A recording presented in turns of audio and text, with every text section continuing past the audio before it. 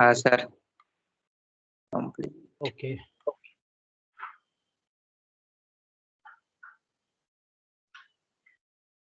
तो काले આપણે લાસ્ટ પીરિયડમાં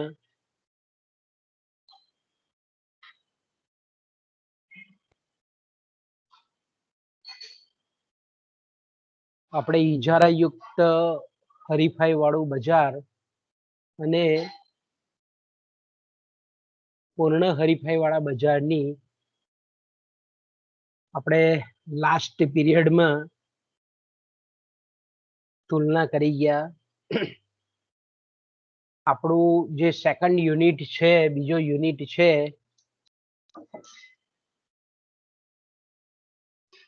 એનો છેલ્લો ટોપિક એ છે અલ્પહસ્તક ઈજારાવાળા બજારમાં પેઢીનું જે વર્તન છે, એટલે કે પેઢીની જે સમતુલા છે,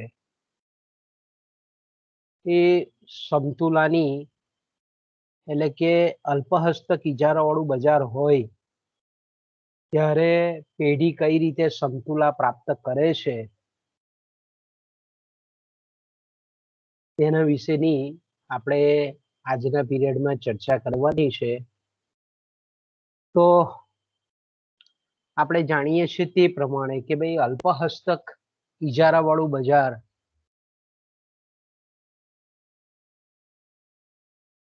એટલે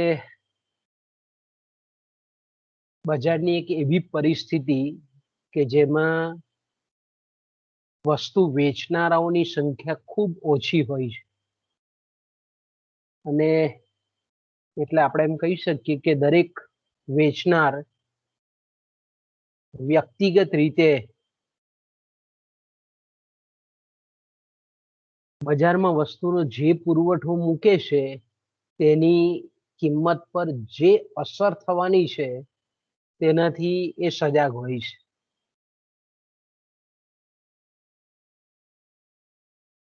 અલ્પહસ્તક ઈજારાવાળું બજાર એટલે આપણે જાણીએ છીએ તે પ્રમાણે કે એવું બજારની એક એવી પરિસ્થિતિ કે જેમાં પેઢીઓની સંખ્યા ખૂબ થોડી હોય છે, અલ્પ હોય છે, ઓલાઈન એકદમ ઓછી હોય છે. એટલે કે જેને આપણે આંગળીના વેઢે ગણી શકીએ એટલી માત્રામાં જ્યારે ઉત્પાદક પેઢીઓ હોય છે અને આ પેઢીઓ નજીકની અવેજી વસ્તુઓનું ઉત્પાદન કરતી હોય છે. તેઓ જે વસ્તુ ઉત્પાદન કરે છે તેની કિંમત અને ઉત્પાદન વગેરેમાં આપણે એમ કહીએ કે દરેક પેઢી એકબીજા પર પરસ્પરાવલંબન ધરાવતી હોય છે. એટલે આપણે એમ કહી શકીએ કે અલ્પહસ્તક ઈજારાવાળું જે બજાર છે તેમાં વસ્તુના ખરીદનારો વર્ગ ઘણો મોટો છે, પણ ખાસ કરીને આપણે એમ કહીએ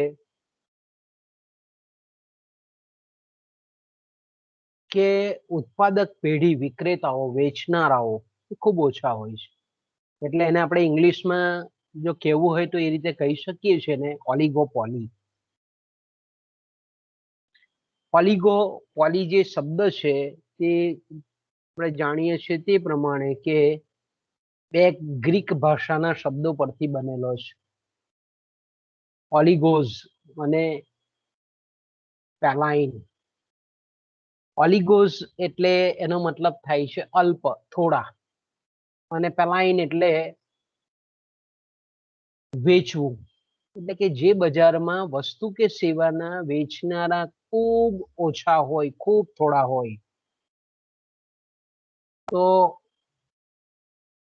તેવા બજારને સામાન્ય રીતે આપણે ઓલિગોપોલી કહીએ છીએ.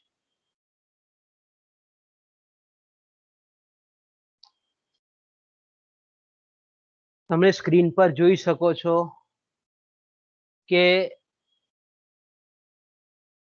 કાર ઇન્ડસ્ટ્રીઝ, બરાબર, મોટર કાર બનાવતી જે પેઢીઓ છે એનું બજાર જે આપણને જોવા મળે છે તે મોટે ભાગે કેવું છે? અલ્પહસ્તક ઇજારા વાળું બજાર છે. બીજું આપણે પહેલા સ્ક્રીન પર મૂકેલું એરક્રાફ્ટ ઇન્ડસ્ટ્રી. એરક્રાફ્ટ એટલે હવાઈ વાહન વ્યવહાર સેવા જે પૂરી પાડે છે એ ઉદ્યોગ કે જેને પણ આપણે અલ્પહસ્તક ઇજારા વાળું બજાર કહીએ છીએ. ત્રીજું આપણે એમ કહી શકીએ ફાર્માસ્યુટિકલ કંપનીઝ, દવા બનાવતી જે કંપનીઓ છે એ દવા બનાવતી કંપનીઓ પણ આપણે એમ કહી શકીએ કે એ પણ અલ્પહસ્તક ઇજારા વાળા બજારમાં આવે છે. એ જ રીતે મોબાઈલ સર્વિસના પ્રોવાઈડરો છે, બરાબર છે, દાખલા તરીકે એરટેલ છે, BSNL છે, રિલાયન્સ જીઓ છે, આદિત્ય બિરલા એટલે આઈડિયા છે. બહુ ઓછી ઘણી ગાંઠી આપણે એમ કહીએ ને કે આંગળીના વેઢે ગણી શકીએ એટલી પેઢીઓ આપણને આ બજારમાં જોવા મળે છે.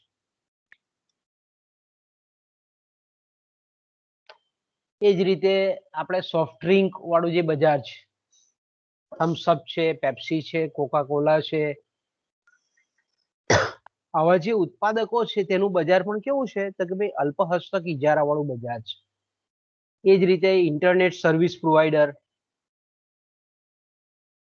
પછી oil industry, financial company, financial industry, તમે ઓઇલ કંપનીમાં પણ જોઈ શકો છો ONGC, oil India limited, SR oil, Reliance industry, રિલાયન્સની રિફાઇનરી, બહુ ઓછી કંપનીઓ છે. એ જ રીતે આપણે એમ કહીએ કે વાહનના ટાયર, બરાબર, વાહનના ટાયર બનાવતી કંપનીઓ MRF છે, CEAT છે, બહુ ઓછા એવી કંપનીઓ છે કે જે સમગ્ર બજારમાં ટાયરનું ઉત્પાદન કરે છે.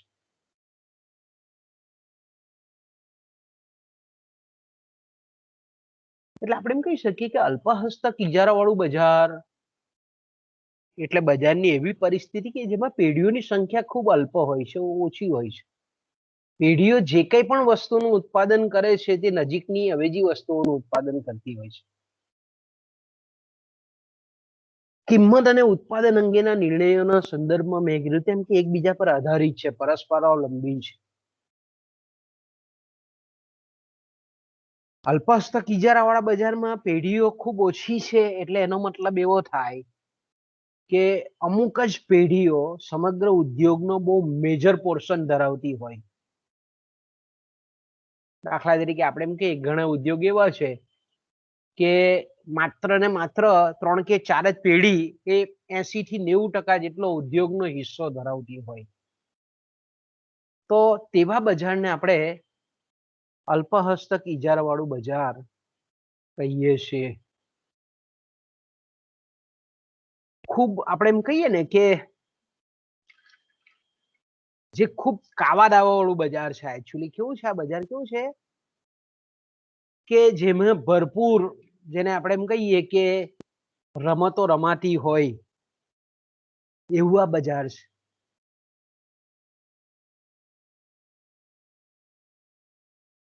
એટલે આપણે એમ કહીએ કે વાસ્તવિક જગતમાં આપણને ઇજારાયુક્ત હરીફાઈ વાળું બજાર અને અલ્પહસ્તક ઇજારા વાળું બજાર, બે બજાર મુખ્યત્વે જોવા મળે છે. ખાસ કરીને અલ્પહસ્તક ઇજારા વાળા બજારમાં એના લક્ષણો આપણે ખાસ ભણવાના છે. લક્ષણોની ખૂબ મહત્વતા છે, એની અગત્યતા છે. અલ્પહસ્તક ઇજારા વાળું બજાર મેં કીધું કે બહુ ટિપિકલ બજાર છે. એને આપણે સરળતાથી બહુ સમજી શકીએ નહીં ઇઝીલી.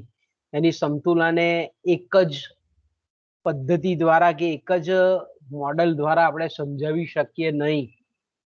એટલે આપણે એમ કહી શકીએ કે અલ્પહસ્તક ઇજારા વાળા બજારમાં પેઢીના જે કંઈ પણ કિંમત અને ઉત્પાદન સંબંધી જે કંઈ પણ નિર્ણયકરણની પ્રક્રિયા છે એ નિર્ણયકરણની પ્રક્રિયામાં આપણે જાણીએ છીએ તે પ્રમાણે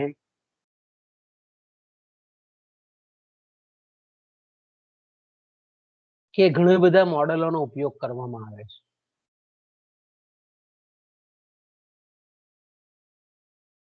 દાખલા તરીકે આપણે એમ કહીએ કે કિંમત નેતૃત્વનું મોડેલ છે, પોલ સ્વીઝી આપેલું ખાંચવાળી માંગ રેખાનું વિશ્લેષણ છે, ઇવન આપણે એમ કહીએ કે રમતનો સિદ્ધાંત છે. અલગ અલગ આપણે એમ કહીએ કે અલગ અલગ મોડેલો દ્વારા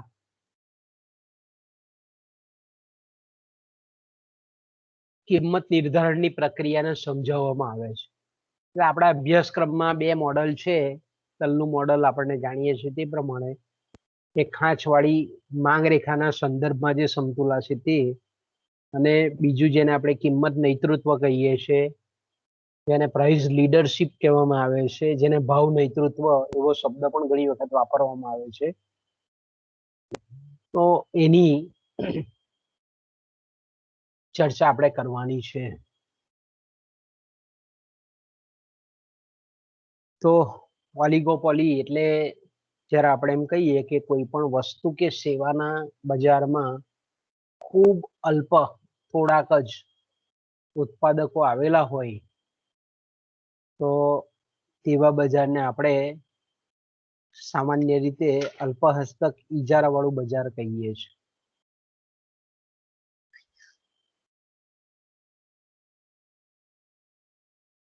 અલ્પહસ્તક ઇજારો આપણે જાણીએ છીએ તે પ્રમાણે કે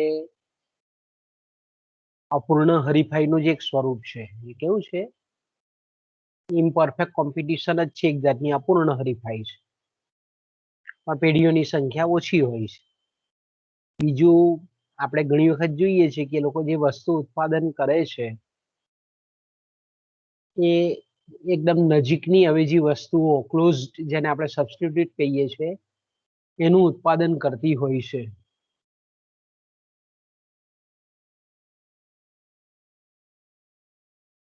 આપણે આગળના જેટલા પણ બજારો જોઈ ગયા તે પ્રમાણે કે પૂર્ણ હરીફાઈમાં સમાન ગુણીના અનેક ઉત્પાદકો છે, સમાન ગુણી વસ્તુના, એટલે અસંખ્ય કરોડોની સંખ્યામાં ઉત્પાદકો છે. એટલે આપણે જાણીએ છીએ તે પ્રમાણે કે પેઢીઓ વચ્ચે આપણને પરસ્પરાવલંબન જોવા મળતું નથી, એકબીજા પર બહુ આધાર નથી રાખતી.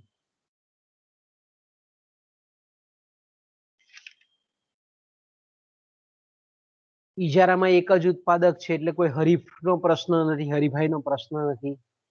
ઇજારાયુક્ત હરીફાઈમાં પણ આપણે જાણીએ છીએ કે અનેક ઉત્પાદકો છે, એટલે કોઈ એક પેઢી જે કંઈ પણ કિંમત અને ઉત્પાદન અંગેની નીતિ નક્કી કરે એની બીજા ઉત્પાદકો પર બહુ ખાસ અસર પડતી નથી. પણ અહીંયા આપણે એમ કહીએ છીએ કે આ બજાર એવું બજાર છે કે જેમાં કોઈ એક પેઢીના નિર્ણયો અન્ય પેઢીઓના નિર્ણયો પર અસર કરતા હોય છે.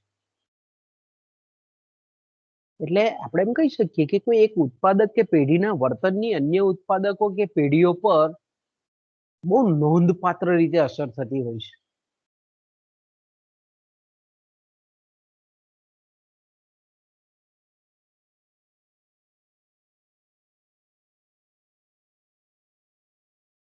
એટલે આ બજારમાં આપણે એમ કહીએ કે પેઢીનું કોઈ પણ સંચાલકીય નિર્ણયકરણની પ્રક્રિયા એ પોતાના હરીફોના જે કોમ્પિટિટર છે એના નિર્ણયો સાથે બહુ ક્લોઝ સંબંધ ધરાવે છે, એકદમ નજીકનો સંબંધ ધરાવે છે.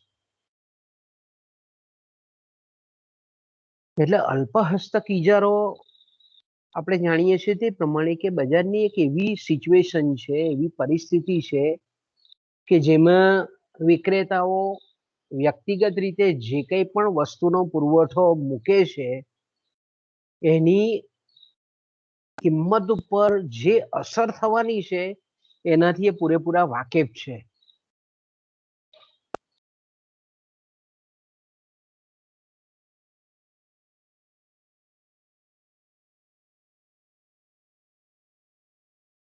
આધુનિક સમયમાં આપણે જાણીએ છીએ તે પ્રમાણે કે મોટે ભાગે રિયલમાં જે બજાર આપણને ખાસ કરીને જોવા મળે છે તે આ રીતનું અલ્પહસ્તક ઇજારાવાળું બજાર આપણને મુખ્યત્વે જોવા મળે છે.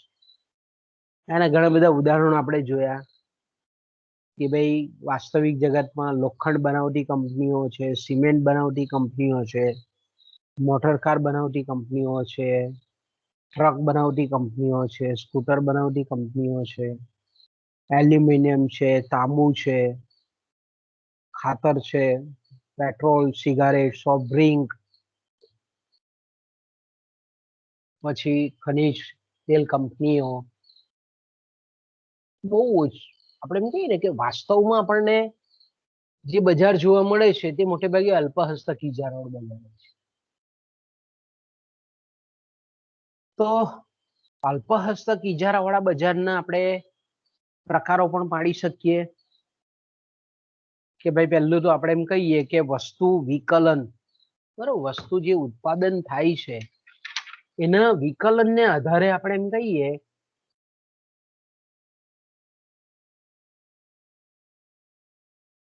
કે એના પ્રકારો પડે છે અલ્પહસ્તક ઇજારાવાળાના બજારના. કે દાખલા તરીકે પહેલો આપણે એમ કહીએ કે શુદ્ધ અલ્પહસ્તક ઇજારો. તો કે શુદ્ધ અલ્પહસ્તક ઇજારો જેને આપણે પ્યોર ઓલિગોપોલી કહીએ છીએ. તો કે પ્યોર ઓલિગોપોલી એટલે શું? તો કે ભાઈ જ્યારે અલ્પહસ્તક ઇજારાવાળા બજારમાં થોડા જે ઉત્પાદકો છે વસ્તુના કે સેવાના, એ જે વસ્તુ ઉત્પાદન કરે છે એ કેવી છે? સમાન ગુણી વસ્તુ છે, સમરૂપ વસ્તુ છે, આઈડેન્ટિકલ છે, હોમોજીનિયસ છે. તો જ્યારે આવી સમાન ગુણી વસ્તુ હોય તો તેને આપણે શુદ્ધ અલ્પહસ્તક ઇજારો કહીએ છીએ. પણ જ્યારે આપણે એમ કહીએ કે વસ્તુ કે સેવા એકબીજાની નજીકની અવેજીમાં વાપરી શકાતી હોય એવી ડિફરન્શિયલ વિકલિત વસ્તુ, વિકલન, વસ્તુમાં વિકલન જો કરેલું હોય, વસ્તુ વિભિન્નતા ઊભી કરેલી હોય, તો તેને આપણે કહીએ છીએ ડિફરન્શિયલ ઓલિગોપોલી, વિકલિત અલ્પહસ્તક ઇજારો, અશુદ્ધ ઇજારો, અપૂર્ણ ઇજારો, કોઈ પણ શબ્દ પ્રયોગ આપણે વાપરી શકીએ. વિકલિત અલ્પહસ્તક ઇજારો, ઇમ્પરફેક્ટ ઓલિગોપોલી, અશુદ્ધ ઇજારો, સોરી, અશુદ્ધ અલ્પહસ્તક ઇજારો.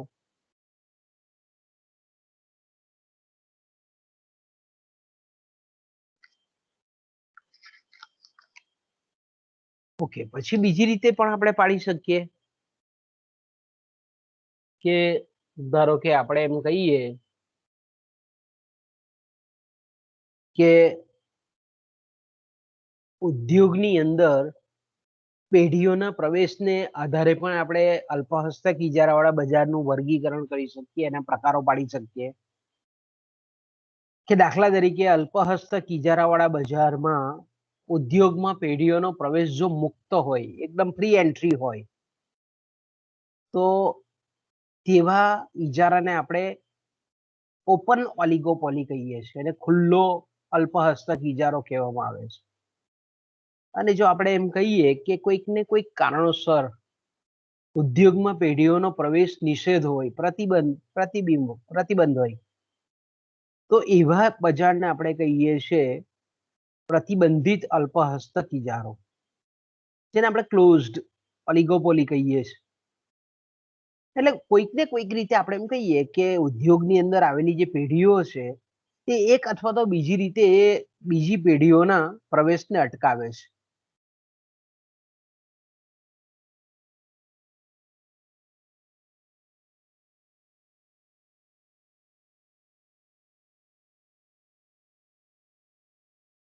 ઓકે, ત્રીજી રીતે પણ આપણે એના પ્રકારો પાડી શકીએ કે કિંમત નેતૃત્વ અથવા તો ભાવ નેતૃત્વના આધારે અલ્પહસ્તક ઇજારાવાળા બજારના પ્રકારો.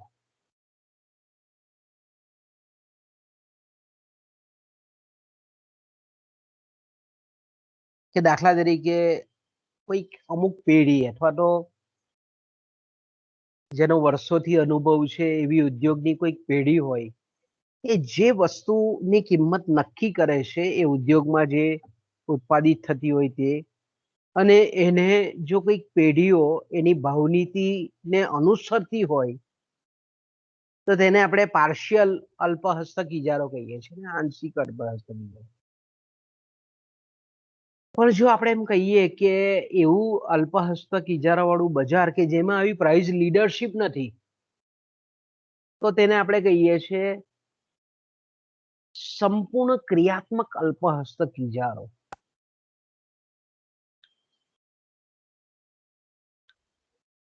સંપૂર્ણ ક્રિયાત્મક અલ્પહસ્તક ઇજારો એને કહેવામાં આવે.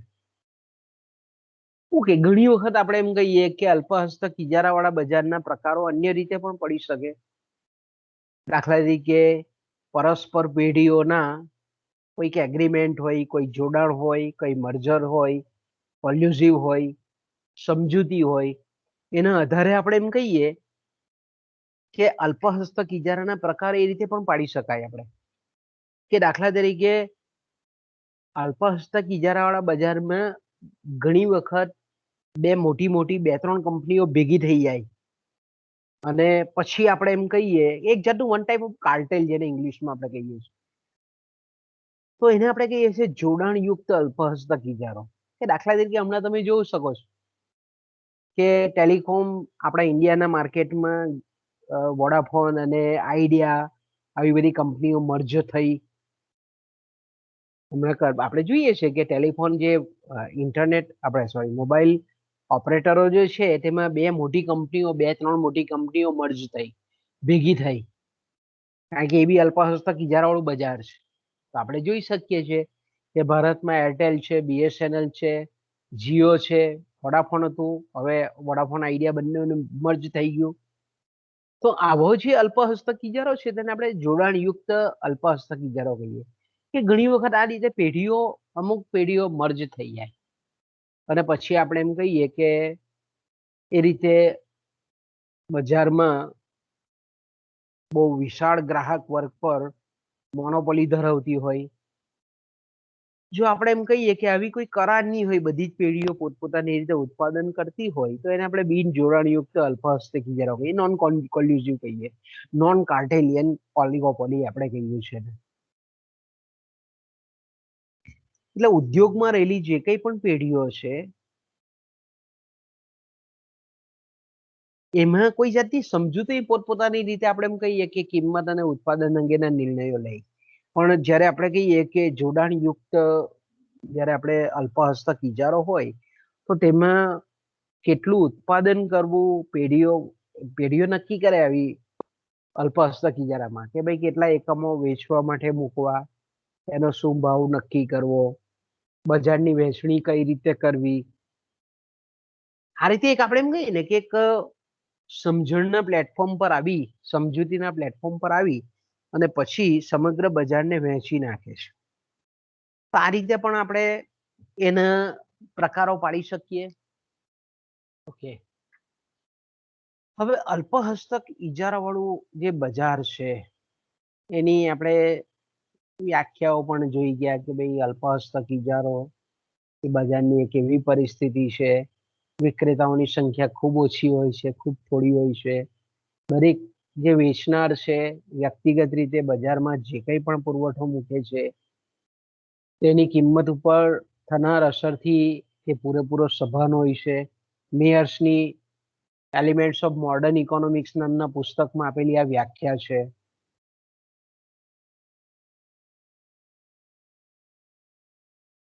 એના લક્ષણોની જો આપણે વાત કરીએ તો કે અલ્પહસ્તક ઇજારાવાળા બજારના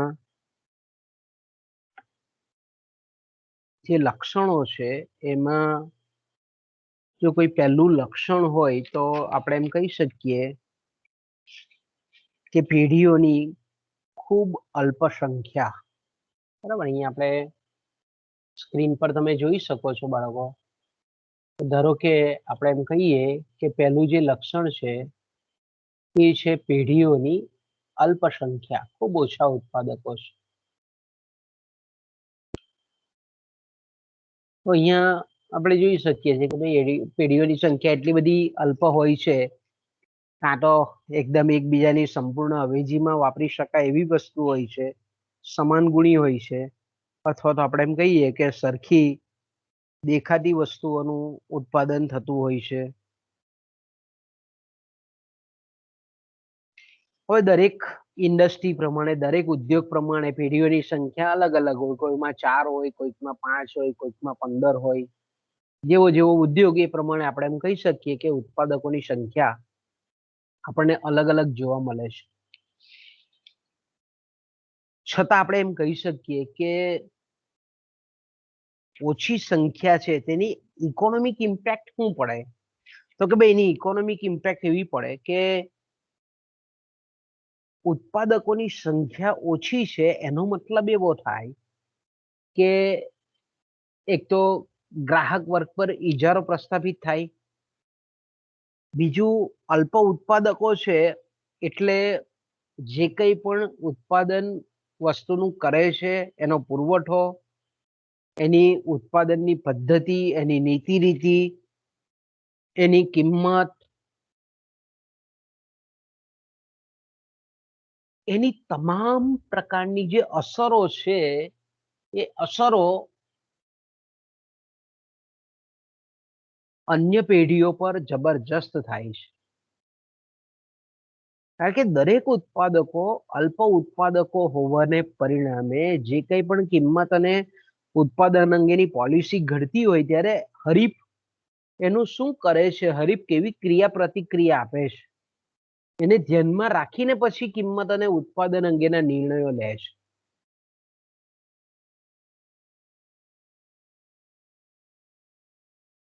એટલા માટે જ આપણે એમ કહીએ કે અન્ય ઉત્પાદકોની ક્રિયા પ્રતિક્રિયા કેવી છે, કારણ કે બહુ ઘણા ગાંઠા ઉત્પાદકો છે.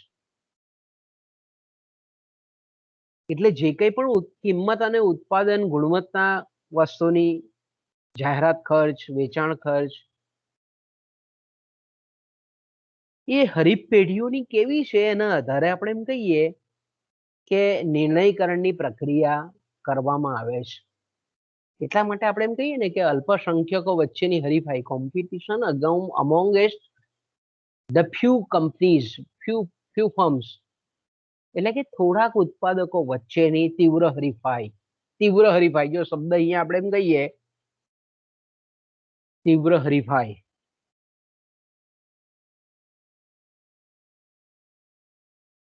એટલે આપણે એમ કહીએ ને કે અલ્પ હસ્તક ઇજારાવાળા બજારનું વિશ્લેષણ આપણે કરવું હોય તો બહુ આપણે બહુ કપરી વસ્તુ છે. એટલે વિવિધ મોડેલો વિકસાવવામાં આવેલા છે.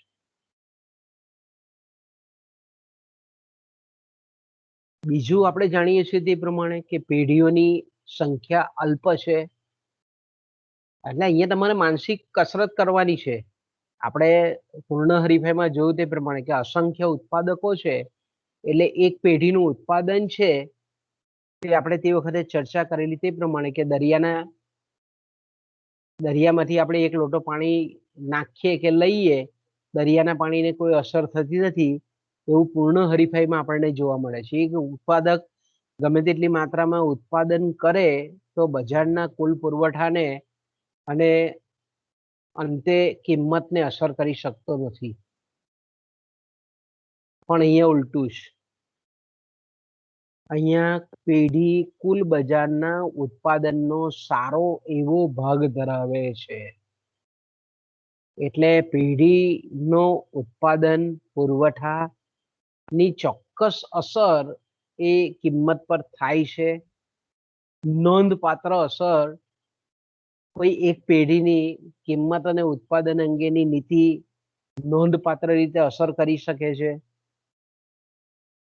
બરાબર, આપણે જોયું તે પ્રમાણે કે ટેલિકોમ ઇન્ડસ્ટ્રીમાં આપણી સામે છે કે રિલાયન્સ જ્યારથી આવ્યું ત્યારથી આપણે ઇન્ટરનેટના જે ભાવો છે, ડેટાના ભાવો એ ખાસ્સા નીચે ઘટી ગયા, ઘણા બધા નીચે આવી ગયા.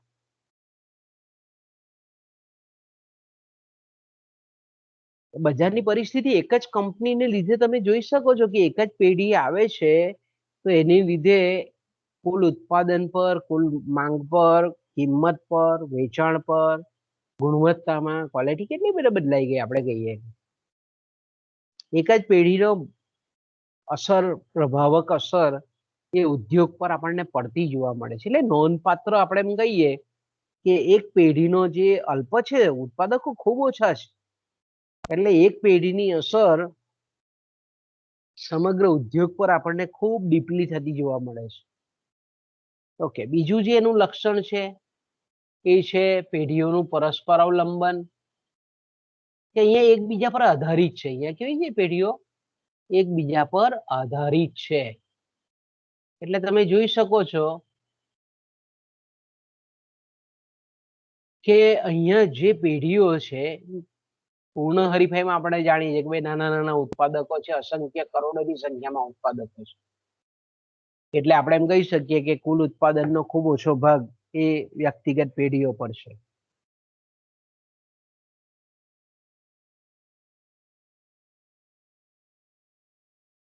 જ્યારે અહીંયા આપણે એમ કહીએ કે વ્યક્તિગત પેઢી,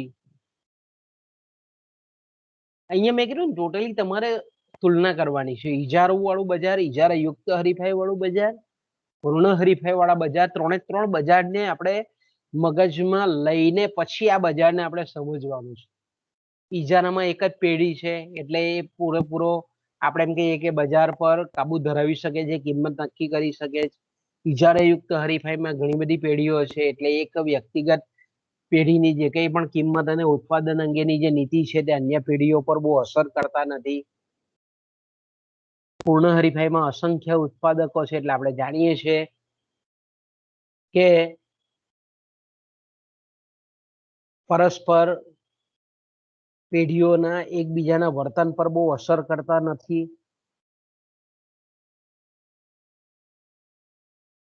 પણ અહીંયા આપણે કીધું તે પ્રમાણે કે ભાઈ પેઢીઓની સંખ્યા ખૂબ ઓછી છે. પેઢીનો એક પેઢીનો બજાર હિસ્સો પણ ઘણો મોટો છે એટલે પુરવઠામાં, ઉત્પાદનમાં, કિંમતમાં ફેરફાર કરે તો નોંધપાત્ર અસર બજાર પર કરી શકે છે. એટલે આપણે એમ કહી શકીએ કે અન્ય હરીફ પેઢીઓના જે નિર્ણયો છે એની બાબતમાં કોઈક એક વ્યક્તિગત પેઢીએ ખૂબ એક્ટિવ રહેવું પડે છે, જાગૃત રહેવું પડે છે. સતત આપણે એમ કહીએ ને કે એક બીજા પેઢીઓ પર જાણે કે માઇક્રોસ્કોપ મૂકીને દરેક પેઢી એકબીજા ઉપર આપણે વોચડોગ જેવું તમે માઇક્રોસ્કોપિક ઓબ્ઝર્વેશન અહીંયા સતત થયા કરે છે. પરસ્પર અવલંબન એટલે મેં કીધું તેમ કે ભાઈ એક જાહેરાત ખર્ચ કર્યો એટલે બીજાએ પણ જાહેરાત ખર્ચ કરવો જ પડે. જો નહીં કરે તો ઘણા બધા ગ્રાહકો એના ઓછા થઈ જાય. એકે ગુણવત્તા સુધારી એટલે બીજાએ સુધારવી જ પડે. એટલે આપણે જોઈ શકીએ છીએ કે આ બધા આપણે ટીવી પર જે એડ જોઈએ છે બધા અલગ અલગ સંચાર માધ્યમોમાં, તે આપણને મોટે ભાગે જે જાહેરાતો જોવા મળે તે અલ્પહસ્તક ઇજારાવાળા બજારની જ જોવા મળે છે. કારણ કે એક પેઢીનું રિએક્શન આવે એટલે બીજાની એની પ્રતિક્રિયા બજારમાં આપણને થતી જોવા જ મળે. જો કિંમતમાં ઘટાડો કર્યો હોય તો ઘણી વખત બીજી પેઢીઓ બી તરત આપણે જાણીએ છીએ તે પ્રમાણે કે કિંમતની નીતિ પ્રત્યે, એટલે આપણે એમ કહીએ ને કે આ બજાર એવું બજાર છે કે જેમાં તમને અલગ અલગ વોર જોવા મળે, યુદ્ધ જોવા મળે, કિંમતનું યુદ્ધ જોવા મળે, જાહેરાત ખર્ચનું યુદ્ધ જોવા મળે. એટલે આપણે એમ કહી શકીએ કે પેઢીઓનું પરસ્પર અવલંબન છે તે બહુ ગાઢ છે. એકદમ બીજી પેઢીને ઇગ્નોર કર્યા વગર કોઈ પણ નીતિ, રીતિ, કિંમત અને ઉત્પાદન અંગેની અપનાવી શકતી નથી. બીજું આપણે કે ટિપિકલ બજાર છે કે ઘણી વખત કોઈ એક પેઢીએ પોતાનું માંગ, પોતાનું વેચાણ વધારવા માટે કિંમત ઘટાડી હોય તો ઘણી વખત અન્ય પેઢીઓ કદાચ કિંમત ન પણ ઘટાડે અથવા ઘટાડે બી ખરી. અહીંયા આપણને એવું નથી કે ભાઈ એક પેઢીએ પોતે કિંમત ઘટાડી તો બીજી પણ ઘટાડશે જ, એવું પણ નથી ચુસ્ત રીતે કે ભાવ ચુસ્તતાને વળગી રહેશે. ઘણી વખત આપણને એવું પણ જોવા મળે છે કે એક પેઢીએ કિંમત ઘટાડી એટલે અન્ય પેઢીઓ પણ ઘટાડે. એટલે પાછું આપણે એમ કહીએ કે બજારમાં એ રીતનું કિંમત યુદ્ધ થાય, પણ એનો નુકસાન એ સમગ્ર ઉદ્યોગને જાય. એટલે મોટે ભાગે એવું વિચારે કે કિંમત ઘટાડવા કરતા જાહેરાત ખર્ચ વધારી અને અન્ય પેઢીઓના ગ્રાહકો છે તે પોતાના પક્ષે કરી લેવા.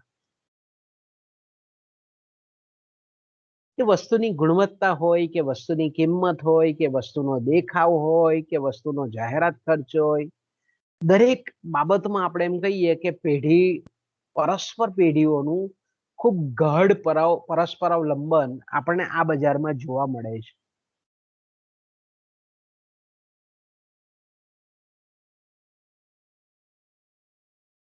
એટલે પરસ્પરાવલંબન છે એટલે આપણને બજારમાં પુષ્કળ હરીફાઈ જોવા મળે છે, સ્પર્ધા જોવા મળે છે.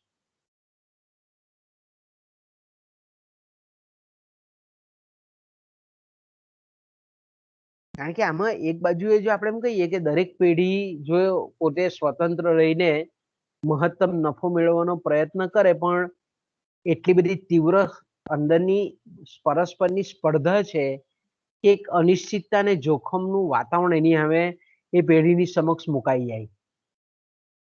એટલે આપણે એમ કહીએ કે આવી જે અનસર્ટેનિટી છે બજારમાં, અનિશ્ચિતતા છે, એ અનિશ્ચિતતા કોઈ પણ વ્યક્તિગત પેઢીને સ્વતંત્ર રીતે મહત્તમ નફો મેળવતા અટકાવે છે.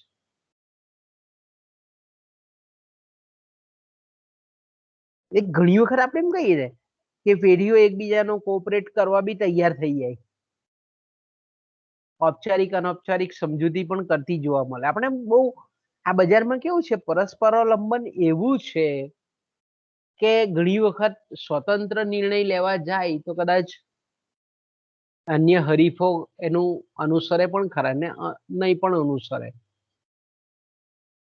તો ગાઢ પરસ્પરાવલંબન જોવા મળે છે. પરિણામ સ્વરૂપ આપણે એમ કહીએ કે પેઢીઓ વચ્ચે જબરજસ્ત તીવ્ર સ્પર્ધા આપણને આ બજારમાં જોવા મળે. ઓકે, ત્રીજું જે એનું લક્ષણ છે એ છે વેચાણ ખર્ચ. વેચાણ ખર્ચ એટલે આપણને ખબર છે જાહેરાત ખર્ચ છે, એડવર્ટાઇઝમેન્ટ કોસ્ટ છે, વિજ્ઞાપન ખર્ચ. વેચાણ ખર્ચ એટલે એની વ્યાખ્યા આપણને ખબર છે કે પેઢી અન્ય પેઢીઓના ગ્રાહકોને પોતાની વસ્તુ કે સેવા ખરીદવા માટે જે ખર્ચ કરે છે તેને આપણે વેચાણ ખર્ચ કહીએ છીએ. વેચાણ ખર્ચ એટલે આપણે જાણીએ છીએ તે પ્રમાણે કે પેઢી પોતાની માંગ રેખાનું સ્થાન બદલવા માટે જે કંઈ પણ ખર્ચ કરે છે તેને આપણે વેચાણ ખર્ચ કહીએ છીએ. વેચાણ ખર્ચ એટલે આપણે જાણીએ છીએ તે પ્રમાણે કે અન્ય પેઢીઓ કરતા પોતાની વસ્તુ ચડિયાતી છે એવું બતાવવા માટેનો જે કંઈ પણ ખર્ચ છે તેને આપણે વેચાણ ખર્ચ કહીએ છીએ. તો વેચાણ ખર્ચ આપણે જાણીએ છીએ તે પ્રમાણે કે આગળના બજારો જોઈ ગયા કે પૂર્ણ હરીફાઈમાં વેચાણ ખર્ચની જરૂરિયાત રહેતી નથી, કારણ કે ઉદ્યોગમાં જે કંઈ પણ પેઢીઓ છે એ તદ્દન સમાન ગુણી વસ્તુનું ઉત્પાદન કરે છે. બીજું આપણે જાણીએ છીએ તે પ્રમાણે કે પૂર્ણ હરીફાઈમાં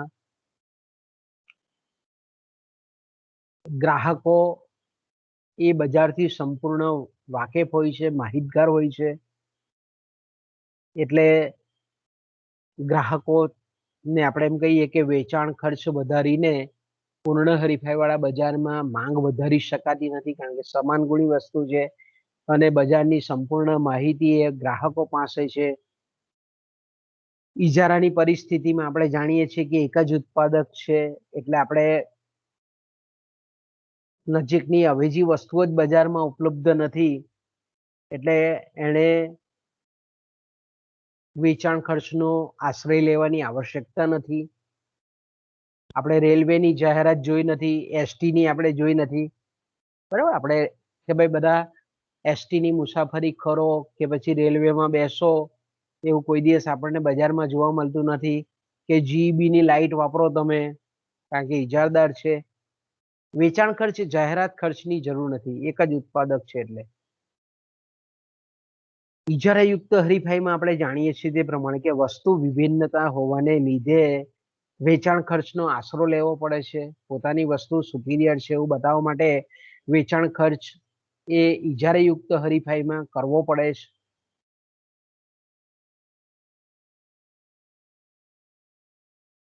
ઇજારાયુક્ત હરીફાઈમાં વસ્તુ વિકલન કરે છે એટલે ગુણવત્તામાં સુધારો કરે, પોતાની વસ્તુને સુપીરિયર બતાવવામાં આવે, એટલે આપણે એમ કહી શકીએ કે એમાં વેચાણ ખર્ચ થાય છે, પણ અલ્પહસ્તક ઇજારામાં આપણે એમ કહીએ કે ઇજારાયુક્ત હરીફાઈ વાળા બજાર કરતા પણ વધારે વેચાણ ખર્ચનું મહત્વ છે.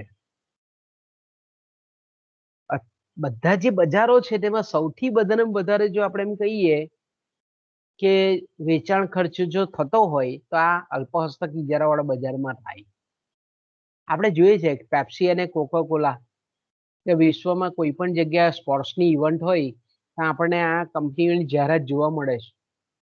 કારણ કે એનું વેચાણ ખર્ચનું અંદાજપત્ર જ આપણા ગુજરાત જેવા રાજ્યનું અંદાજપત્ર હોય એટલું તો ખાલી એ લોકોનું વેચાણ ખર્ચનું બજેટ હોય. આપણે જોઈ શકીએ છીએ કે ભાઈ વેચાણ ખર્ચનું બહુ મહત્વ છે. સતત આપણે જોઈએ છે કે અલગ અલગ માધ્યમોમાં જાહેરાતો આપે છે. અલગ અલગ જે કંઈ પણ પર્સનાલિટીઝ છે એ રાજકીય હોય, ફિલ્મી જગતની હોય, સ્પોર્ટ્સની હોય, સતત આપણે જોઈએ છે કે ભાઈ સતત આવી વ્યક્તિઓને અબજો રૂપિયાના ખર્ચે કોન્ટ્રાક્ટ કરવામાં આવે જાહેરાત માટે. અને એવું નહીં એક પેઢી લાવે એટલે એની અગેન્સ્ટમાં બીજી પેઢી પણ લાવે છે. એટલે અન્ય બજારોની તુલનામાં વેચાણ ખર્ચ સૌથી વધારે જો થતું હોય તો એ અલ્પહસ્તક ઇજારાવાળા બજારમાં છે. કારણ કે અલ્પહસ્તક ઇજારામાં જાહેરાત જે છે તે જીવન મરણનો પ્રશ્ન બની જાય. મેં કીધું જાહેરાતનું યુદ્ધ ચાલે. અહીંયા કેવું છે વોર ઓફ એડવર્ટાઇઝમેન્ટ જેને આપણે ઇંગ્લિશમાં કહીએ છીએ.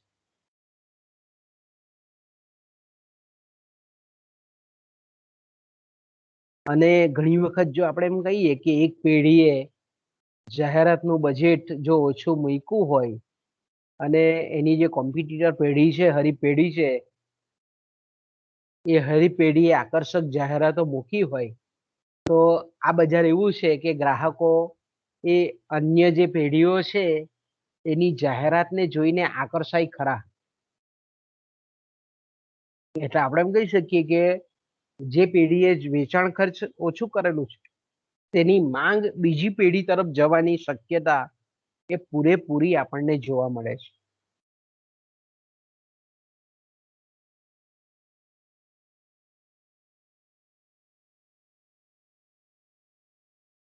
એટલે ઘણી વખત આપણે જોઈએ છે કે અલ્પહસ્તક ઇજારાવાળા બજારમાં વસ્તુઓ ઘણી વસ્તુ એવી છે કે ભાઈ સમાન ગુણી વસ્તુનું ઉત્પાદન છે અને ઘણી એવી વસ્તુ છે કે જેમાં થોડું વસ્તુ વૈવિધ્યતા ઊભી કરવામાં આવે. તો બંને પરિસ્થિતિમાં આપણે એમ કહીએ કે ગ્રાહકોને આકર્ષવા માટે આ એક વેચાણ ખર્ચ બહુ અગત્યનું માધ્યમ છે.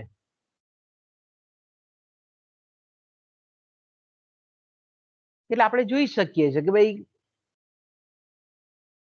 જે આપણે સતત ટીવી પર જે જાહેરાતો આવે છે ટીવી છે કે પ્રસાર માધ્યમોમાં એમાં ખાસ કરીને આપણને ઓટોમોબાઈલ છે, ટાયર છે, ઇલેક્ટ્રિક વસ્તુઓ છે, મોટર કાર છે, સિગારેટ છે, આવી વસ્તુઓની વારંવાર આપણને જાહેરાત જે જોવા મળે છે તેનું મુખ્ય કારણ જ અહીંયા એ છે કે વેચાણ ખર્ચનું આ બજારમાં ખૂબ મહત્વ છે. ઓકે, ત્યાર પછી એક અગત્યનું જે લક્ષણ છે એ છે અનિર્ણિત માંગ રેખા.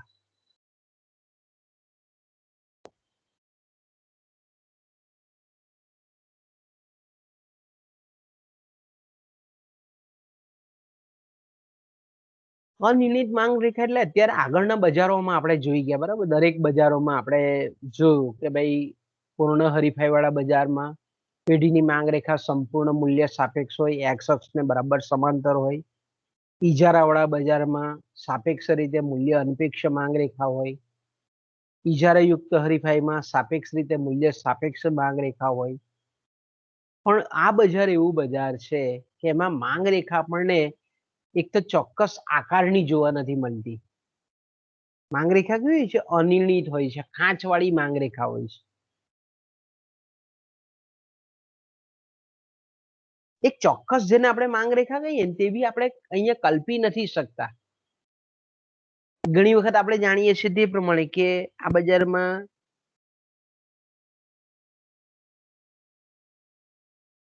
રહેલી પેઢી હોય તે એવું કોઈ અનુમાન નહીં કરી શકે કે ભાઈ પોતે જે વસ્તુની કિંમતમાં ઘટાડો કરશે કે વધારો કરશે તો એની માંગમાં વધારો થશે કે ઘટાડો થશે એવું કોઈ ચોક્કસ તારણ બાંધી શકતી નથી. બીજું આપણે એમ કહીએ કે જે કંઈ પણ કિંમતમાં ફેરફાર અંગેના નિર્ણયો લે તો એની સામે અન્ય જે ઉત્પાદક પેઢીઓ છે એ અન્ય ઉત્પાદક પેઢીઓ પણ કદાચ એ રીતનું રિએક્શન આપે પણ ખરી ને નહીં પણ આપે. તો તેવા સંજોગોમાં આપણે એમ કહીએ કે કિંમતની માંગ પર કેવી અસર કરી શકે એનું એક ચોક્કસ ચિત્ર એ પેઢી પાસે ઉપસ્થિત થતું નથી.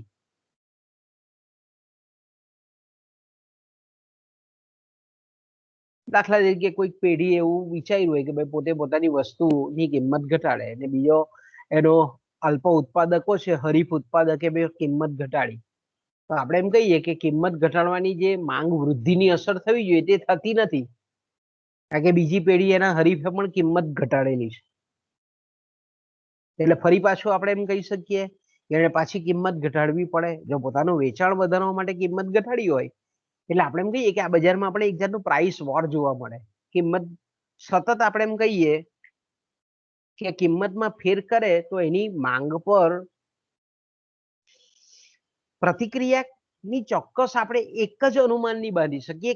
ઘણી બધી આપણે એમ કહીએ કે માંગ રેખાઓ કે ભાઈ આ કિંમત રાખવાથી આટલી માંગ થશે, કિંમત ઘટાડવાથી એની માંગનું ચિત્ર આ રીતનું ઉપસ્થિત થશે. એટલે આપણે એમ કહીએ કે પ્રતિક્રિયાઓની હારમાળા સર્જતી માંગ રેખા આ બજારમાં આપણને અનિર્ણિત જોવા મળે છે. અને એના માટે આપણે જાણીએ છીએ તે પ્રમાણે કે પેઢીઓનું પરસ્પરાવલંબન જે છે એ એનું મુખ્ય કારણ છે.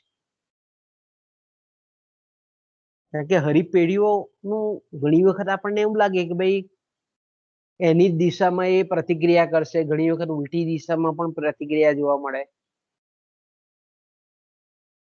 એટલે પરસ્પરાવલંબન જે છે એને લીધે જે અનિશ્ચિત અને જોખમી વાતાવરણ જે ઊભું થાય છે એને પરિણામ સ્વરૂપ આપણે એમ કહીએ કે અલગ અલગ કિંમતે અલગ અલગ માંગના અંદાજો બાંધી અને એક માંગ રેખા નહીં પણ ઘણી બધી માંગ રેખાઓ મગજમાં નિર્ધારિત કરવી પડે છે પેઢીએ. એટલે આપણે એમ કહી શકીએ કે માંગ રેખા જેને આપણે સરેરાશ આવકની રેખા કહીએ છીએ, જેને આપણે કિંમત રેખા કહીએ છીએ, કે જેના પરથી કિંમત નક્કી થાય છે, તો એ રેખા જો અનિર્ણિત હોય તો સ્વાભાવિક છે કે કિંમત નિર્ધારણનો પ્રશ્ન એ ખરેખર સંકુલ બને, જટિલ બને, અટપટો બને.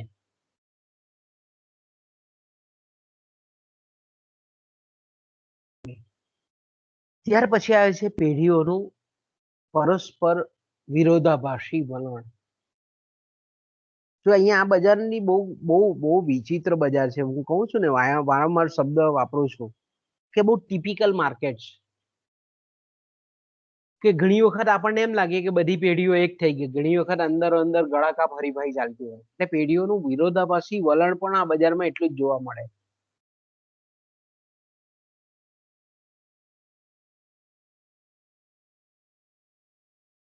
કે અલ્પહસ્તક ઇજારા વાળા બજારમાં આપણને ડ્યુઅલ જોવા મળે, બે પ્રકારનું આપણે વર્તન જોવા મળે, વલણ જોવા મળે. એક વલણ એવું આપણને જોવા મળે કે જાણે કે બધા એક જ થઈ ગયા.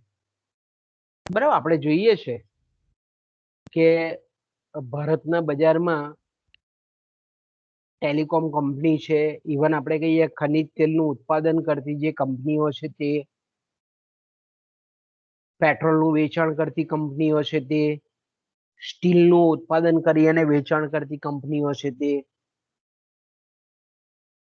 મોટર કાર બનાવતી કંપનીઓ છે. તો અહીંયા આપણને એક બાજુ કોર્પોરેશન દેખાય લોકોનું, તો ભાઈ લોકોએ બધી કંપનીઓ ભેગા થઈને, એ સિમેન્ટ ઇન્ડસ્ટ્રી હોય કે સ્ટીલ ઇન્ડસ્ટ્રી હોય કે ઓઇલ રિફાઇનરીઝ હોય, એ લોકોએ એક નક્કી કરેલું હોય કે ભાઈ આપણે આપણી પ્રોડક્ટને કોઈ પણ કંપની વેચે તો અમુક કિંમતથી નીચી કિંમતે વેચાણ કરવું નહીં. આ રીતનું આપણે એમ કહીએ કે એક કાર્ટેલ બનાવી દે. અલગ અલગ બધા જે ઉત્પાદકો છે તે ઉત્પાદકો ભેગા થઈને એક બોટમ લાઈન નક્કી કરી નાખે કે ભાઈ આટલું આપણે પેટ્રોલ છે તો 75 કે 80 રૂપિયાથી નીચે વેચવું નહીં. બેઝિકલી આપણે એમ કહીએ કે ભાઈ આપણે વિચાર કરો તો કે ભાઈ સેટેલાઇટ છે તો ભારતનું ઈસરો મોકલે છે, બરાબર, આપણા ટેક્સના પૈસાથી ઉપર મોકલે છે. સરકાર ઇજારો આપે ખાનગી કંપનીઓને કે ભાઈ તમે ટેલિકોમ સુવિધા પૂરી પાડો. પછી બધા ભેગા થઈ ગયા ઓપરેટરો, અને ઓપરેટરો બેઝિક નક્કી કરે કે ભાઈ આપણે ઓછામાં ઓછા 1 GB ડેટા કે 2 GB ડેટાનો પ્લાન છે તો એનાથી 150 રૂપિયા કે 200 રૂપિયાથી નીચે નહીં વેચવો. આ એક બેઝિકલી એક રીતનો સહકાર નક્કી થઈ જાય. પછી ઉપર ગમે તેટલા લે, ઉપરનો વાંધો નહીં, પણ આનાથી નીચે આનાથી સસ્તી વસ્તુ આપણે વેચવી નહીં. આ રીતે એક જાતનું સહકારનું વાતાવરણ જોવા મળે, સામૂહિક વર્તન જોવા મળે. અને બીજી બાજુ આપણને પરસ્પર ગળાકાપ હરીફાઈ ચાલતી હોય, પરસ્પર ઘર્ષણ થતું હોય એવું આપણને બિહેવિયર જોવા મળે. પરસ્પરનું વૈમનસ્ય હોય, જાણે કે જન્મ જન્માંતરના વિરોધીઓ હોય એ રીતનું વર્તન જોવા મળે. પરસ્પર હરીફાઈ કરતા હોય, જાહેરાત ખર્ચ કરતા હોય, વેચાણ ખર્ચ કરતા હોય, સ્કીમ આપતા હોય, ને ઘણી વખત આપણને એકબીજા હાથમાં હાથ નાખીને બધી કંપનીઓ ભેગી થઈ ગયેલી એવું આપણને જોવા મળે. આ બજાર મેં કીધું તેમ કે દરેક પેઢીનો બજાર હિસ્સો બહુ મોટો છે. બજાર હિસ્સો મોટો છે એટલે શું થઈ જાય કે લોકો જાણે છે કે ભાઈ પરસ્પર જો આપણે કોમ્પિટિશન કરીએ અને એમાં પણ ખાસ કરીને જો ભાવ યુદ્ધ કરીએ, ભાવ ઘટાડીએ તો દરેક પેઢીને નુકસાન છે, ગ્રાહકોને ફાયદો છે. એટલે એ લોકો જાણે છે કે ભાઈ પરસ્પર જો આપણે અંદર અંદર સ્પર્ધા કર્યા કરીએ તો દરેક પેઢીને નુકસાન છે, નફામાં નુકસાન છે. દરેક પેઢીને નફામાં નુકસાન છે. અને દરેક પેઢીનો મુખ્ય હેતુ આપણે જાણીએ છીએ કે મહત્તમ નફો કરવો. એટલે દરેક પેઢીઓ મહત્તમ નફાના ધ્યેયને પાર પાડવા માટે પરસ્પરનો કોઓપરેશન, જેને આપણે કાર્ટેલ કહીએ છીએ, ધંધાકીય ભાષામાં બિઝનેસ મેનેજમેન્ટમાં એને આપણે કાર્ટેલ કહીએ છીએ, એ રચે છે. અને તેમનું જે કોમન હિત છે કે બધાનો નફો ઘટવો નહીં જોઈએ, એટલે સામાન્ય હિત સાધવા માટે પેઢીઓ પરસ્પરની સમજૂતી કરે છે અને એક ચોક્કસ કરાર કરે છે કે ભાઈ સિમેન્ટ કંપનીઓ ભેગી થઈને કહે કે ભાઈ આપણે ગુણ ઓછામાં ઓછી 250 વેચવાની, 250 થી નીચેની વેચવાની. એ રીતે દોરા બનાવતી કંપનીઓ, યાન બનાવતી કંપનીઓ પણ નક્કી કરે કે ભાઈ આપણે જે પોલિસ્ટર યાન છે તેના ભાવ આટલાથી આટલા નીચે નહીં કરવાના. સ્ટીલમાં પણ નક્કી થઈ જાય કે ભાઈ 32 રૂપિયા કિલો કે 40 રૂપિયા કિલો કે 60 રૂપિયા કિલોથી સ્ટીલ નીચે નહીં વેચવાનું. બેઝિકલી આપણે એમ કહીએ કે આખા ઉદ્યોગનું સામાન્ય હિત જે છે, નફાનું ધોરણ છે, એ જળવાઈ રહે એટલા માટે આ રીતની પરસ્પર સમજૂતી સાધે છે. એટલે આપણે એમ કહી શકીએ કે ઘણા બધા ઈજારદારો આપણે એમ કહીએ કે આ રીતે ઈજારો સ્થાપતા હોય એવું આપણને દેખાય. એટલે ઘણી વખત આપણે જોઈએ છે ને કે ભાઈ આ બજારમાં આપણને એવું જોવા મળે કે એક બાજુ ઉદ્યોગની અંદર એક નેતા પેઢી હોય અને એ નેતા પેઢી વર્ષોથી અનુભવ હોય, વર્ષોથી એનું સંચાલકીય કાર્યક્ષમતા ખૂબ ઉચ્ચ કોટીની હોય, એનું મેનેજમેન્ટ બહુ પાવરફુલ હોય, એના જે કંઈ પણ વસ્તુની કિંમત અને ઉત્પાદન અંગેના જે નિર્ણયો છે તે પણ બહુ સરસ હોય. એટલે વર્ષોનો આપણે એમ કહીએ કે કિંમત નક્કી કરવાનો એને એક જાતની, જેને આપણે હાથોટી કહીએ છીએ, તે આવી ગયેલી હોય. અને એ પેઢી એટલી પાવરફુલ હોય છે કે ભાઈ એ જે કંઈ પણ કિંમત વિષયક નિર્ણયો લે એ લગભગ બજારની પરિસ્થિતિ, સંજોગોને ધ્યાનમાં રાખીને લેતી હોય. તો એ કિંમત નેતા જે પેઢી છે એ પેઢી જે કિંમત નક્કી કરે એ સ્વીકારવા બધી પેઢીઓ તૈયાર થઈ જાય.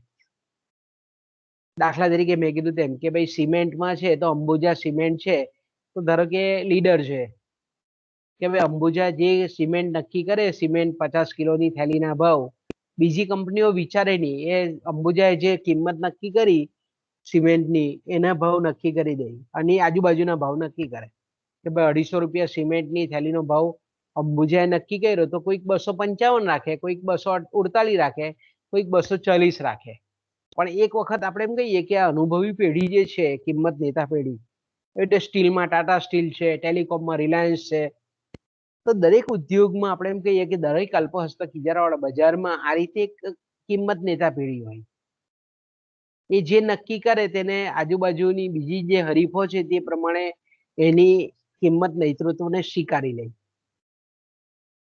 પણ બીજી બાજુ આપણે જાણીએ છીએ તે પ્રમાણે મેં કીધું વૈમનસ્યનું વાતાવરણ બી છે કે દરેક પેઢીઓ નો નફો એવો એવો ઉદ્યોગનો કુલ નફો જળવાઈ રહે એમાં દરેક પેઢીઓ સહકાર સાધે છે. પણ વ્યક્તિગત જ્યારે અન્ય પેઢીઓની સાથે સતત સ્પર્ધા કરતી હોય ત્યારે દરેક પેઢીનો ધ્યેય હોય કે પોતાનો નફો મહત્તમ થાય. એટલે અન્ય હરીફ પેઢીઓ કરતા એ સેલ્સ સ્ટ્રેટેજી છે, પછી પ્રોડક્ટની ક્વોલિટી છે, વસ્તુ વિકલન છે, એમાં એ પરસ્પર આપણે એમ કહીએ કે વૈમનસ્યનું ઘર્ષણનું વાતાવરણ સર્જાતું એવું આપણે એમ કહીએ કે આપણને જોવા મળે.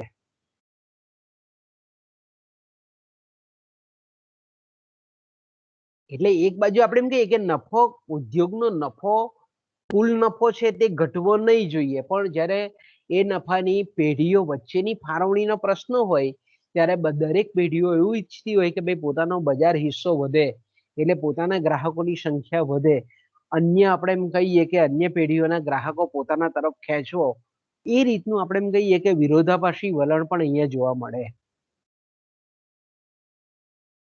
એટલે આપણે એમ કહીએ કે અનિશ્ચિતતાનું વાતાવરણ બી ઘણી વખત જોવા મળે. ઘણી વખત આપણને એક જ પાટલે બેસીને જમનારા આપણે ઉત્પાદકો પણ જોવા મળે. એટલે ડ્યુઅલ ટાઈપનું આપણે એમ કહીએ કે વાતાવરણ જોવા મળે. ઓકે, પછીનું જે લક્ષણ છે એને આપણે કહીએ છીએ ભાવ ચુસ્તતા, અથવા તો એને આપણે કિંમત ચુસ્તતા પણ કહીએ છીએ. તો ભાઈ અલ્પહસ્તક ઇજારાવાળા બજારમાં મોટે ભાગે એવો દરેક પ્રયત્ન કરે કે કિંમતને સ્પર્શે નહીં, બહુ ઓછો પ્રયત્ન કરે.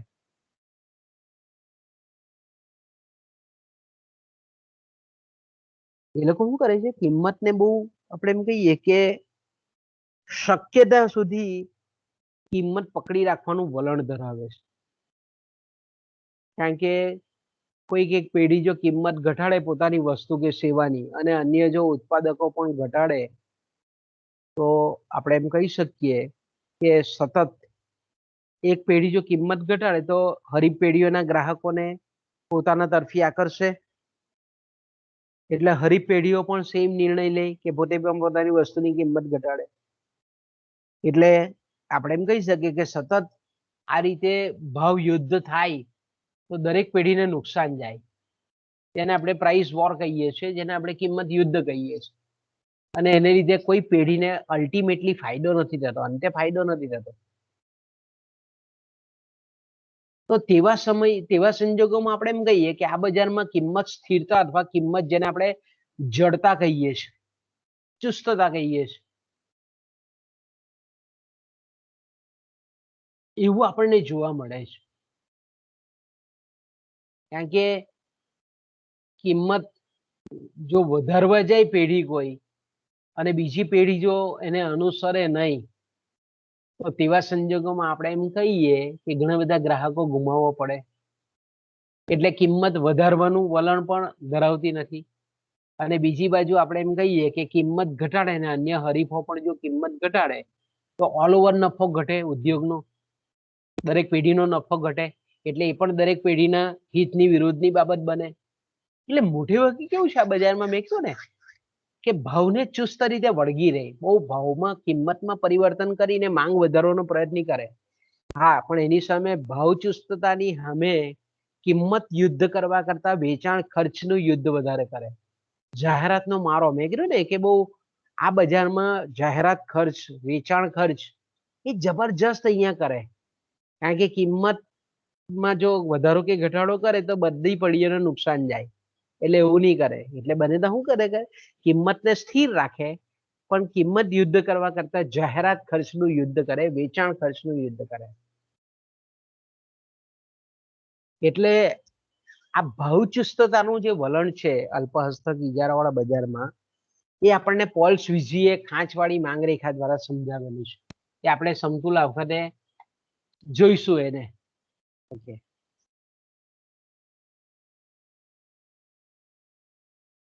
બીજું આપણે એમ કહીએ કે આ બજારનું જે અગત્યનું એક લક્ષણ છે એ છે ખાસ કરીને સામૂહિક વર્તન અને વિશ્લેષણની જટિલતા. આપણે ઇજારામાં જાણીએ છીએ કે એક જ પેઢી છે,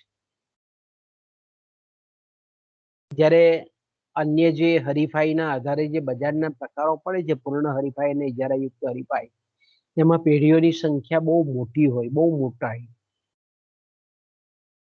એટલે આપણે એમ કહી શકીએ કે જે હ્યુમન માણસનું જે વર્તન છે એના વિશે અમુક ચોક્કસ પ્રકારના અનુમાનો કે ધારણા કરી અને મહત્તમ નફો સિદ્ધ કરવાનો પ્રયત્ન બહુ સરળતાથી થઈ શકે. પણ અલ્પ હસ્તક ઇજારાવાળું બજાર, ઉત્પાદકો ખૂબ ઓછા છે, બજાર હિસ્સો ખૂબ મોટો છે, એકબીજા પર પરસ્પર માઇક્રોસ્કોપિક ઓબ્ઝર્વેશન છે, પરસ્પર પરાવલંબન છે. એટલે અલ્પ હસ્તક ઇજારા વાળા બજારમાં જો આપણે એમ કહીએ કે એક ચોક્કસ કોઈ ધારણા કે અનુમાન કરીને કોઈક એક કોમન સિદ્ધાંત કે જનરલ થિયરી કે જનરલ સિદ્ધાંત, ચોક્કસ સિદ્ધાંત આપણે રજૂ કરી શકતા નથી.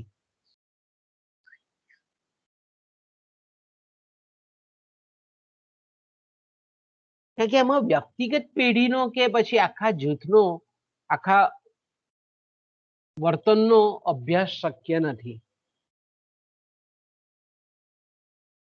બીજું આપણે જાણીએ છીએ તે પ્રમાણે કે કોઈક એક પેઢીની જે કંઈ પણ નિર્ણયકરણની પ્રક્રિયા છે એની અન્ય પેઢીઓ પર ચોક્કસ અસર થાય જ છે. શી અસર થશે, કેટલી અસર થશે, કેવો સામેની પેઢી નિર્ણય લેશે, એના વિશે કોઈ અનુમાન, ચોક્કસ અનુમાન થતું નથી. બીજું આપણે એમ કહીએ કે જે અલ્પ હસ્તક ઇજારાવાળા બજારમાં જે કંઈ પણ પેઢીઓ છે એ પેઢીઓના ઉદ્દેશો, હેતુઓ કયા કયા છે એ બાબતમાં શ્યોરિટી નથી. કારણ કે ઘણી વખત આપણે જોઈએ છે કે વ્યક્તિગત નફાને મહત્તમ કરવા માટેના પણ કેટલીક પેઢીઓ પ્રયત્ન કરતી હોય, કેટલી વખત ઉદ્યોગનું સામૂહિક જળવાય, ઉદ્યોગનો કુલ નફો વધે, કુલ નફો મહત્તમ થાય એવું પણ વિચારતી હોય. કેટલીક પેઢીઓ પોતાની વ્યક્તિગત માંગને કે અસરકારક માંગને કે વેચાણને ધ્યાનમાં રાખીને પોતાની વ્યૂહરચનાઓ ઘડતી હોય. ઘણી વખત આપણે જાણીએ છીએ તે પ્રમાણે કે પરસ્પરના પેઢીઓના કિંમત કે જાહેરાત કે વેચાણ ખર્ચના યુદ્ધને પરિણામે અનિશ્ચિતતાનું જે કંઈ પણ વાતાવરણ સર્જાય એમાંથી સલામતીની ભાવનાઓ કેટલીક પેઢીઓ રાખતી હોય. અલગ અલગ પેઢીઓ વચ્ચેના આર્થિક સંબંધો કેવા છે, કેટલી પેઢીઓ અન્ય પેઢીઓનું નેતૃત્વ સ્વીકારે છે, પેઢીઓનું પરસ્પરનું વર્તન કેવું રહેશે, એ લોકો એકબીજા સાથે સહકાર આપશે કે વૈમનસ્યમાં હરીફાઈમાં ઉતરશે, એકબીજાની પ્રતિક્રિયાઓ કેવી હશે. આપણે એમ કહી શકીએ કે આવી કિંમત, ઉત્પાદન, વેચાણ ખર્ચ આ બધે અંગેની કેવી છે અનિશ્ચિતતા જોવા મળે છે. એટલે આપણે એમ કહીએ કે આ બજારમાં વર્તન જે છે, સામૂહિક વર્તન, એ બહુ જટિલ વર્તન છે. એટલે આપણે એમ કહી શકીએ કે અલગ અલગ અર્થશાસ્ત્રીઓએ અલગ અલગ આપણે કહીએ કે ભાઈ ધારણાઓ, અનુમાનો કરીને આ બજારની સમતુલા સમજાવેલી છે, વિવિધ પ્રકારના મોડલો આપેલા છે. આપણે લાસ્ટ ટાઈમ થોડાક વર્ષો પહેલા જોઈ શકીએ છીએ કે રમતનો સિદ્ધાંત કે એમાં આ બજારમાં પેઢીઓ કઈ રીતે